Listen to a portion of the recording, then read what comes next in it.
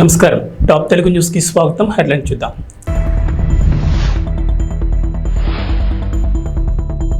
మాజీ ఎంపీ కొనకళ్లకు ప్రముఖ పారిశ్రామికవేత్త వికృతి పరామర్శ.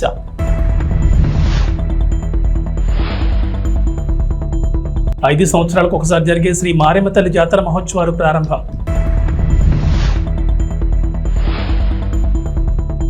బంతలాయ్ చెరువు పోలింగ్ బూత్ గురించి గుడివాక శేషబాబు ఏం చెప్పారో తెలుసా? మచిలీపట్నం పార్లమెంట్ మాజీ సభ్యులు టీడీపీ జిల్లా అధ్యక్షులు కొనకళ్ళ నారాయణరావును ప్రముఖ పారిశ్రామికవేత్త వికృతి వెంకట శ్రీనివాసరావు పరామర్శించారు. కొనకళ్లకు ఇటీవల గుండెపోటు రావడంతో విజయవాడలోని ఓ ఆసుపత్రిలో చికిత్స పొందుతున్నారు.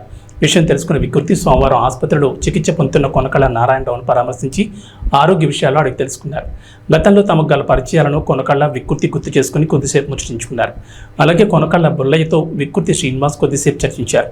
అనారోగ్యం నుంచి కోలుకుని త్వరలోనే కొనకళ్ళ ప్రజాక్షేత్రంలోకి రావాలని ఈ సందర్భంగా శ్రీనివాస్ ఆకాంక్షించారు.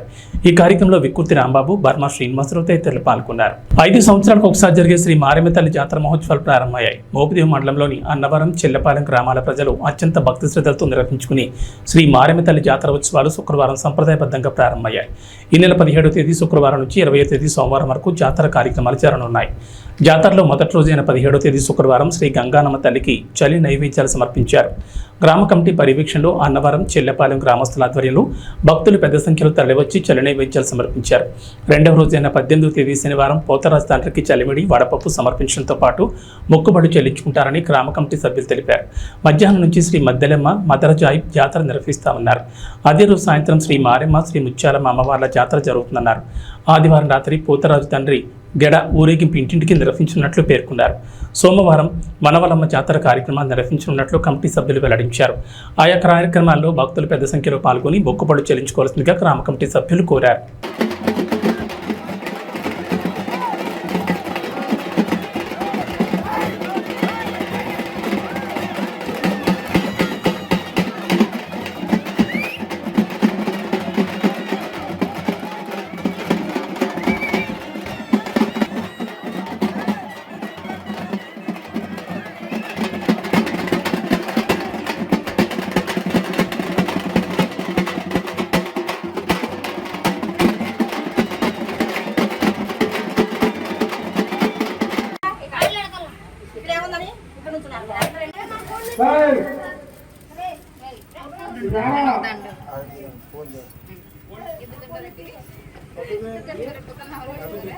అవనికట్ట మండలంలోని బంతలాయ్ చెరువు గ్రామంలో గల పోలింగ్ బూత్ గురించి మండల జనసేన పార్టీ అధ్యక్షులు గుడివాక శేషబాబు ఏం చెప్పారో తెలిస్తే ఆశ్చర్యపోతారు. శేషబాబు మాటల్లో మీరే స్వయంగా వినండి.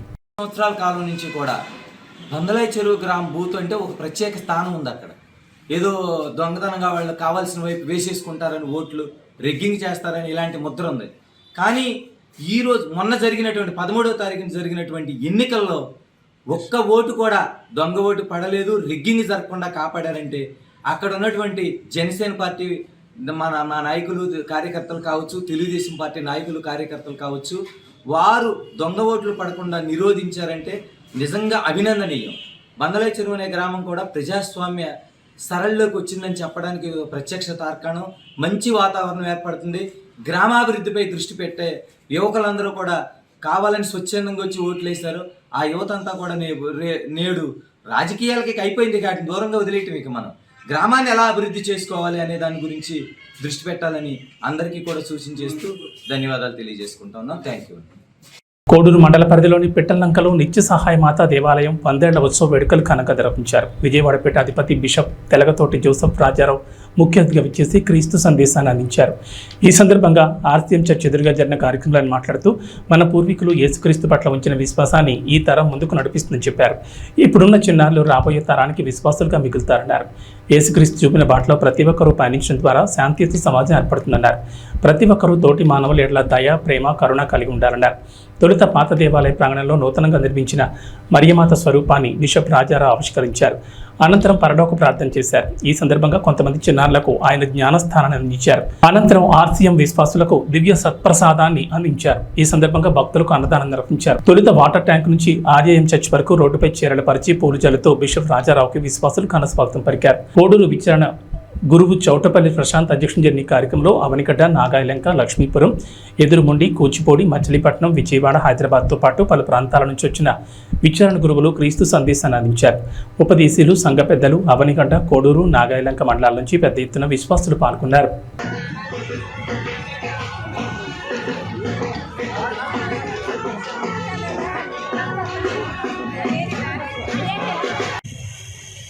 పిట్టల్లంక గ్రామానికి రావడం చాలా సంతోషంగా ఉంది. సహోదరి సహోదరులారా, మీ ఊరి పేరు కూడా చాలా బాగుంది, చెప్పడానికి బాగుంది పిట్టల్లంక. ఈరోజు మీరు 100 వసంతాల విశ్వాసాన్ని వేడుకగా చేసుకుంటున్న సందర్భంలో మీతో ఉండడం ఇంకా మరీ సంతోషంగా ఉంది. నేను వచ్చేటప్పుడు అలనాడు మొదటిగా మీ దగ్గరకు వచ్చిన గురువుల గురించి ఆలోచిస్తూ ఉన్నాను.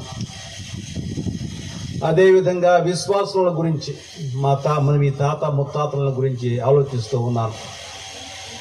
మొట్టమొదటి బీజాలు ఎలా నాటారో, మొదటి క్రైస్తవులు ఎవరో, ఏ ఇంటి పేరు గలవాళ్ళో, అదేవిధంగా మొదటి ప్రార్థనలు ఏమి నేర్చుకున్నారో, మొదటి పాటలు ఏం పాడారో, మొదటిగా గురువులు వచ్చినప్పుడు ఎక్కడున్నారో, వీరందరిని గురించి నేను ఆలోచిస్తూ వచ్చాను. మీకు ముందు ఉన్నవాళ్ళు, చనిపోయిన వాళ్ళు, మా అమ్మమ్మలు, తాతయ్యలు, ముత్తాతలు, వాళ్ళందరూ ముందు ఒక పదంలో నడుస్తూ వాళ్ళు వెళ్ళేటప్పుడు కేవలం ఇళ్లను, ఆస్తులను కాకుండా వాటిని మాత్రమే కాకుండా విశ్వాసాన్ని కూడా వదిలి వెళ్ళారు. వదిలి వెళ్ళిన విశ్వాసాన్ని మీరు వదిలిపెట్టలేదు. దానికి ఇంకా ముందుకు సాగాలని దృఢ సంకల్పంతో, నిశ్చయంతో ఈరోజు మీరందరూ ఈ వేడుకను చేసుకుంటున్నారు. ఈ మహిమాయుత క్రైస్తవ సహాయమాత మందిరమును ఆశీర్వదించండి. మేము ఈరోజు మందిరంలో ప్రతిష్ఠించుకున్న క్రైస్తవుల సహాయమాత స్వరూపమును ఆశీర్వదించి అది మాకు స్మరణ, మాకు త్యాగశీలతను, మా ఆత్మీయ జీవితాలకు స్ఫూర్తిని, చైతన్యమును వసుగునుగాక.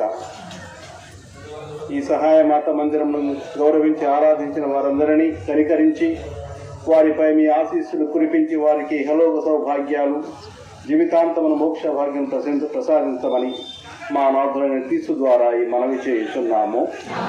పరలోకమందున్న మా తండ్రి, మీ నామం పూజింపబడుగాక, మీ రాజ్యం వచ్చునుగాక, మీ చిత్తము పరలోకమందు నెరవేరునట్లు భూలోకమందు నెరవేరుగాక. నానాటికి కావలసిన మా అన్నము మాకు నేర్పండి. మా పాపములను నాగాయలంక మండలంలోని సొర్లగొంది గ్రామం నుంచి పడవల రేవు వరకు రోడ్డు నిర్మాణానికి ప్రముఖ పారిశ్రామికవేత్త వికృతి వెంకట శ్రీనివాస్ స్వచ్ఛందంగా ముందుకొచ్చారు. సొర్లగొంది గ్రామ పెద్దల ఆహ్వానం మేరకు శనివారం వికృతి శ్రీనివాస్ గ్రామ సందర్శనకు ఇచ్చేశారు. ఈ సందర్భంగా పలువురు గ్రామ ప్రముఖులు తమకు గల పడవల రేవు వరకు గల రోడ్డు ఆవశ్యకతను వివరించారు. సముద్రంలో వేట చేసుకుంటూ జీవనాధారం చేసుకుని తమకు గ్రామం చివరి నుంచి పడవల రేవు వరకు రోడ్డు సరిగా లేనందువల్ల రాత్రి వేళలో, అలాగే వర్షం పడిన సందర్భాల్లో పడవల రేవుకు వెళ్లాలంటే పడే ఇబ్బందులను వికృతికి విపులంగా వివరించారు. ఈ రహదారి నిర్మిస్తే తాము అన్ని వేళ వేటకు వెళ్లడానికి అనువుగా ఉంటుందని వికృతికి మొరపెట్టుకున్నారు. దీనికి వెనువెంటనే స్పందించిన వికృతి శ్రీనివాస్ మాట్లాడుతూ తమ స్వచ్ఛంద సంస్థ ద్వారా పడవల రేవు రోడ్డు సమస్యను పరిష్కరిస్తానని హామీ ఇచ్చారు. వారం రోజుల్లోపు ఇంజనీర్లను పంపి అంచనాలు రూపొందించి వర్షాకాలంలోపు రోడ్డు నిర్మిస్తానని శ్రీనివాస్ హామీ ఇవ్వడంతో గ్రామస్తులు హర్షం వ్యక్తం చేశారు. ప్రభుత్వాలు మారినా తమ తలరాతలు మారడం లేదని వికృతి శ్రీనివాస్ వద్ద పలువురు గ్రామస్తులు ఆవేదన వ్యక్తం చేశారు. ఈ కార్యక్రమంలో ఎంపీటీ సభ్యులు ధనుంజయరావు, మాజీ ఎంపీటీ సభ్యులు కొక్కలిగడ్డ శ్రీనివాసరావు, గ్రామ అభివృద్ధి కమిటీ సభ్యులు తమ్ము నరసింహారావు, కొప్పనాథ్ వెంకటేశ్వరరావు, వనమాల రామారావు, విశ్వనాథపల్లి రాములు, తమ్ము వెంకటేశ్వరరావు, కోల భిక్షములతో పాటు పెద్ద సంఖ్యలో గ్రామస్తులు పాల్గొన్నారు. అవనిగడ్డలో కొలువుదీరిన శ్రీ లంకమ్మ అమ్మవారి నెలజాతర మహోత్సవం భక్తుల కోలాహలం నడుమ ఘనంగా జరిగింది. ఆలయ కార్యనిర్వహణాధికారి యార్లగడ్డ శ్రీనివాసరావు ఆధ్వర్యంలో ఆలయ కమిటీ చైర్మన్ చెన్నా ప్రసాద్ పర్యవేక్షణలో బుధవారం సాయంత్రం పెద్ద సంఖ్యలో భక్తులు అమ్మవారిని దర్శించుకుని మొక్కుబడులు చెల్లించుకున్నారు. భక్తుల సౌకర్యంతో అన్ని ఏర్పాట్లు చేసినట్లు ఆలయ కార్యనిర్వహణాధికారి యార్లగడ్డ శ్రీనివాసరావు తెలిపారు. తొలుత డప్పు వాయిద్యాలు, కత్తి సాధన నడుమ అమ్మవారిని గుడి ప్రదక్షిణ నిర్వహించి దేవస్థానం ఎదుట కూర్చుండబెట్టి కుంభం పోశారు. పెద్ద ఎత్తున వివిధ ప్రాంతాల నుంచి భక్తులు పెద్ద సంఖ్యలో తరలి రావడంతో అవనిగడ్డ భక్తజన సుందరంగా మారింది. పారిశ్రామికవేత్త వికృతి వెంకట శ్రీనివాసరావు భక్తుల కోసం ప్రసాదాలు తదితర జాతర మహోత్సవాల ఖర్చుల నిమిత్తం 40,000 నగదు అందజేశారు. అమ్మవారి దర్శనానికి వచ్చిన వికృతి సోదరుడు వికృతి రాంబాబును సత్కరించారు.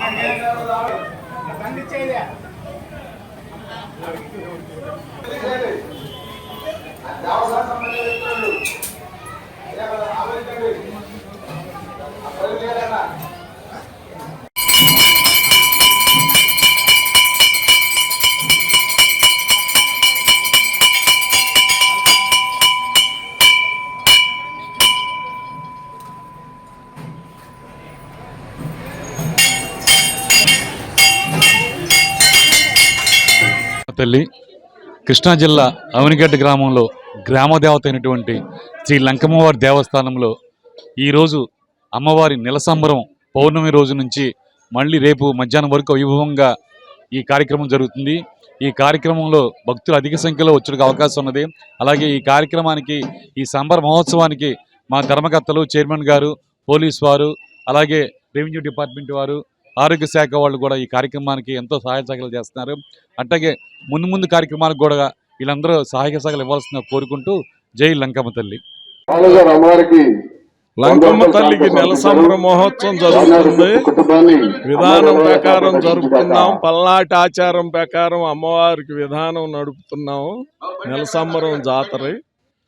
ఇప్పుడు అమ్మవారిని బయటికి తీసుకొచ్చి గుడారిలో పెట్టి కుంభం పోసి ఏటంలాటిని కోసేసి ఆ మొక్కుబడులు అవి తీర్చుకునే వాళ్ళు అంతా తీర్చుకుంటారు. ఆమెకి సరిపాను సంబరం విధానం చేస్తాం. గత కొద్ది రోజుల నుంచి కురుస్తున్న వర్షాల కారణంగా మొక్కజొన్న రైతులు కుదేలయ్యారు. మోపిదేవి మండలంలోని పోచుగాన్ లంక పరిసర ప్రాంతాల్లో పలువురు రైతులు మొక్కజొన్న పంట వేశారు. గత కొద్ది రోజుల నుంచి కురుస్తున్న వర్షాల కారణంగా మొక్కజొన్న రైతులు పూర్తిగా నష్టపోయారు.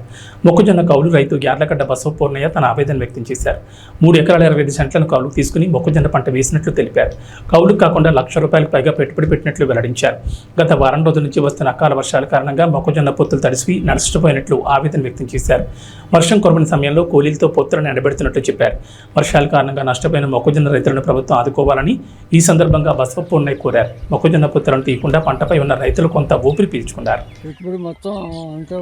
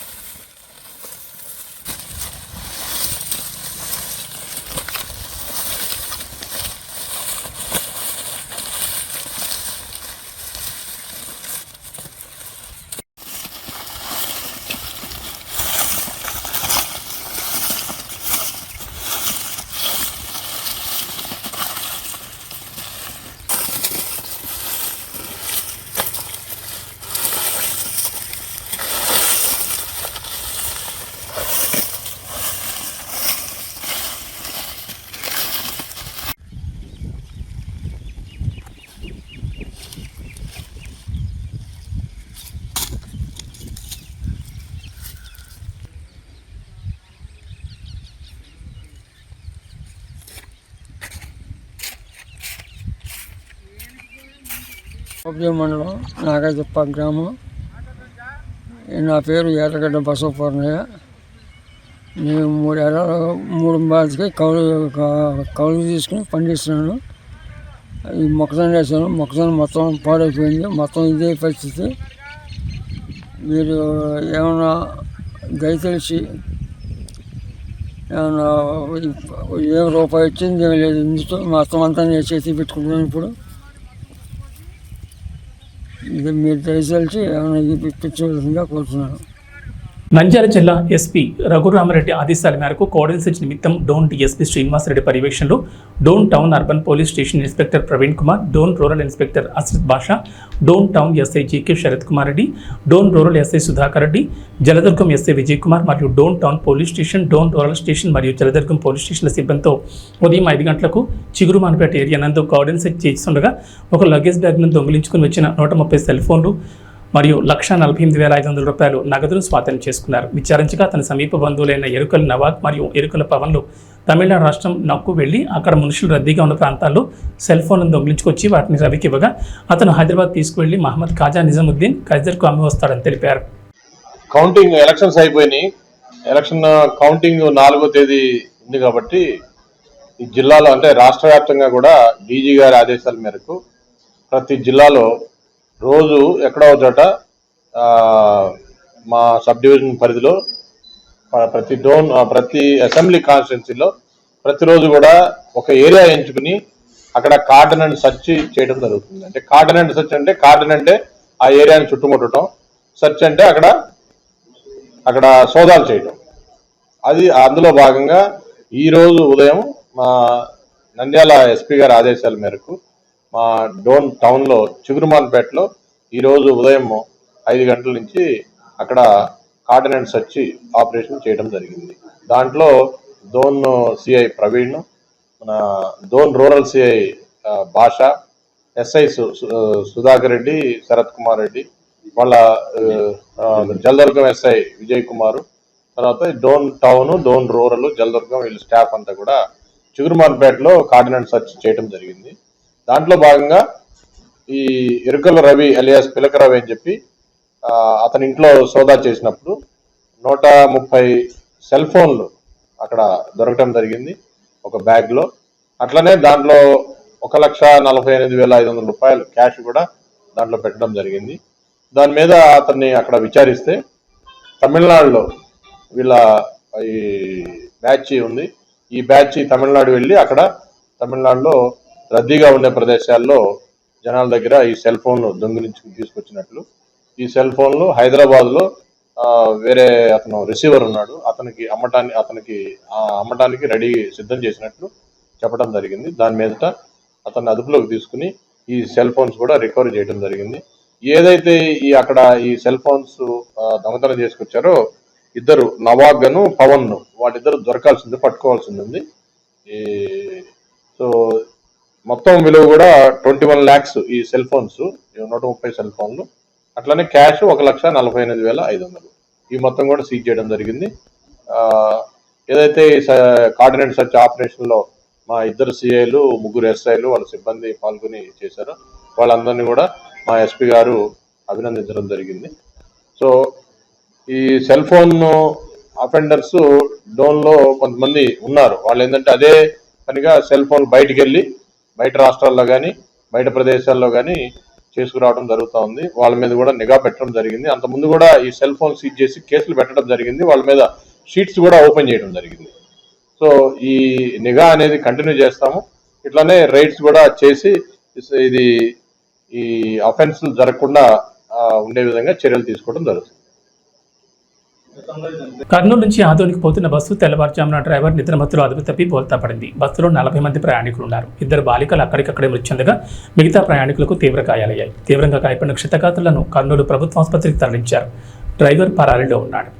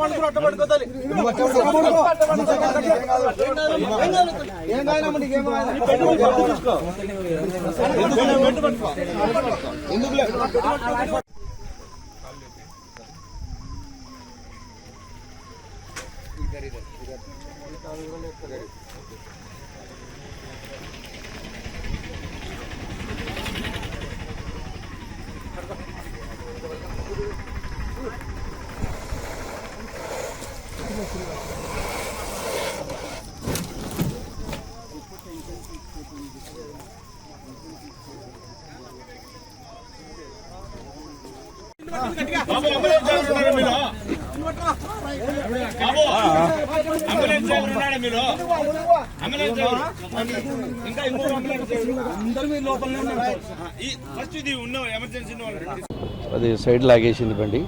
డ్రైవర్ అదుపు తప్పినాడు. ఇద్దరు పిల్లలు చనిపోయినారు అక్కడనే. మిగతా వాళ్ళకి గాయాలు. అశోక్ అనే పిల్లోనికి పూస దెబ్బతినింది. హైదరాబాద్ నుండి వస్తుంది, ఆదోని పోతుంది. డ్రైవరు నిర్లక్ష్యం వల్లనే జరిగింది. బస్సులో ఎంతమంది ఉన్నారు? అది ఎంతమంది ఉన్నారు అనేది ఫుల్ పెద్ద బండి, అది పెద్ద స్లీపర్ మంది. ఎంతమంది అక్కడ చిన్న చిన్న గాయాలు తగిలిన వాళ్ళు అక్కడే ఉన్నారు, పెద్ద గాయాలు తగిలిన వాళ్ళు ఇక్కడ వచ్చినారు సార్. ఎంతమందికి సుమారు గాయాలు చాలా మందికి తగిలినాయి సార్. ఇంకా కరెక్ట్గా గ్యాజింగ్ లేదు సార్. లేదు సార్, మా పిల్లలు ఉన్నారు. నా పేరు భాష sir, safety association leader. Bus దాంట్లో ఇది హైదరాబాద్ నుంచి ఆదోనికి పోతుంది. ఇది కోడుమూరు మధ్యలో పేలకుర్తి దగ్గర యాక్సిడెంట్ జరిగింది, బోల్టా పడింది. దాంట్లో 40 మంది ఉన్నట్టు గుర్తు. దాంట్లో మాకు తెలిసి ఆయన ఒక ఆయన ఉన్నాడు, మా బంధువు ఉన్నాడు, కింద ఉన్నాడు. ఆయనకు దెబ్బలు తగిలినాయి. కర్నూలు హాస్పిటల్, గవర్నమెంట్ హాస్పిటల్ తీసుకొచ్చినారు. ఆయనకు దెబ్బలు తగిలినాయి, ఇంకొక ఆమె ఎక్కువ దెబ్బలు తగిలినాయి. 2 పిల్లలు చనిపోయినారు అక్కడనే. ఇది చూస్తే గాయాలు అయితే 2 బాగానే తగిలినాయి. ఆయనకి నడుములు కాడ, కాళ్ళకి, చేతులకు బాగా పడినాయి. 6 గంటల టైంలో జరిగింది. అది ముందు లారీ ఆగింది. ఆ లారీని తప్పించడానికి చెప్పి రైట్ సైడ్ తిప్పినప్పుడు అటు బండి కింద పడింది. దాంట్లో స్పాట్లో 2 లేడీస్ అవుట్. మా వాళ్ళకి చిన్న స్వల్ప గాయాలు తగిలినాయి. 2 పిల్లలు స్పాట్ డెడ్. 2 spot dead. డ్రైవర్దే పొరపాటు. Over speed. ముందు అందులో లారీ ఆగింది. ఆ లారీని తప్పినీకి అని చెప్పి రైట్ సైడ్ ఫుల్ కట్ చేసినప్పుడు బండి అట్టే తిరిగి పడింది అంతే. నా పేరు ప్రవీణ్, కోడుమూరు. ఏబీ బులెటిన్ విశేషాలు. నమస్కారం.